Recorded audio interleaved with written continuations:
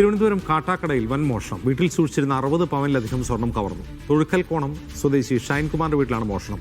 ഇന്നലെ വൈകുന്നേരം കുടുംബം പള്ളിയിൽ പോയ സമയത്തായിരുന്നു മോഷണം ഉണ്ടായത്. ഇവിടെ നിന്ന് ഒരു 6 മണിക്ക് ഒരു പള്ളിയിൽ പോയി. 6 മണിക്ക് 5:30 പോയത്.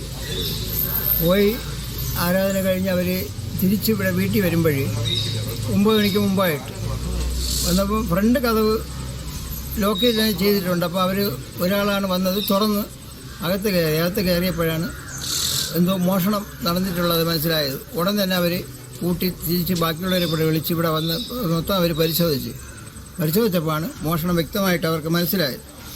ഒടുവിൽ തിരിച്ചവർ നോക്കിയപ്പോൾ ഫ്യൂസ് ഊരി കറണ്ട് കട്ട് ചെയ്തിട്ടുണ്ടായിരുന്നു. പിന്നെ അകത്ത് ഈ മുറികളെല്ലാം കൂടെ വലിച്ച് ഇട്ട സാധനം എടുത്തിട്ട് ബാക്കിലൊരു ഡോറിൻ്റെ പാളി തുറന്നു വെച്ചത്.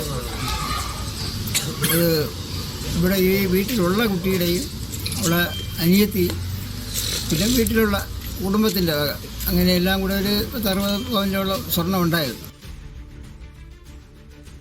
പി സഫ്വാൻ വിവരങ്ങളുമായി തിരുവനന്തപുരത്ത്. സഫ്വാൻ, ഇത് എപ്പോഴാണ് സംഭവം? പട്ടാപ്പകലാണോ ഈ മോഷണം നടന്നത്? അജിംസ്, ഇന്നലെ വൈകുന്നേരം 7-നും 9-നും ഇടയിലാണ് മോഷണം നടന്നതെന്നാണ് പോലീസ് പറയുന്നത്. വീടിന്റെ ഒരു വശത്തെ വാതിൽ പൊളിച്ച് മോഷണം നടത്തുകയായിരുന്നു. ഈ കുടുംബം, ഈ ഷൈൻകുമാറിന്റെ കുടുംബം ഇന്നലെ ക്രിസ്മസ് ആഘോഷത്തിന്റെ ഭാഗമായിട്ട് പള്ളിയിൽ പോയ സമയത്താണ് ഈ മോഷണം നടക്കുന്നത്.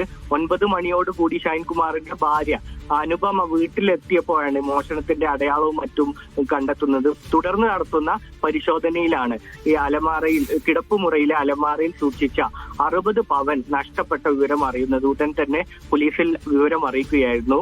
കുട്ടികളുടെ ബ്രേസ്ലെറ്റ്, മോതിരം, വള, മാല ഉൾപ്പെടെയുള്ള സ്വർണ്ണാഭരണങ്ങളാണ് നഷ്ടപ്പെട്ടിട്ടുള്ളത്. ഇവരുടെ ബന്ധു, ഇവരുടെ സംസ്ഥാനത്തിന് പുറത്ത് താമസിക്കുന്ന ഇവരുടെ ബന്ധുവിന്റെ സ്വർണവും ഈ വീട്ടിൽ സൂക്ഷിച്ചിരുന്നു. അതടക്കമുള്ള 60 പവനാണ് നഷ്ടപ്പെട്ടിട്ടുള്ളത് എന്നാണ് ഇവർ പോലീസിൽ പരാതി നൽകിയിട്ടുള്ളത്. ഏതായാലും കാട്ടാക്കട പോലീസ് അന്വേഷണം ആരംഭിച്ചിട്ടുണ്ട്. ആരാണ് മോഷ്ടാക്കൾ എന്ന് സംബന്ധിച്ചുള്ള വിവരം പോലീസിന് ലഭിച്ചിട്ടില്ല. ഫോറൻസിക് പരിശോധന അടക്കമുള്ള നടപടിക്രമങ്ങളിലേക്ക് ഏതായാലും പോലീസും കടന്നിട്ടുണ്ട്. ഏതായാലും ഇന്നലെ ക്രിസ്മസ് ദിനത്തിന്റെ തലേന്ന് അതിന്റെ ആഘോഷങ്ങളുമായി ബന്ധപ്പെട്ട് പള്ളിയിൽ പോയ സമയത്താണ് ഇത്തരത്തിലുള്ള വലിയൊരു മോഷണം, 60 പവൻ സ്വർണം നഷ്ടപ്പെടുന്ന ഒരു മോഷണം തിരുവനന്തപുരം കാട്ടാക്കടയിൽ ഉണ്ടായിരിക്കുന്നത്. അജിംസ്. ശരി സഫ്വാൻ.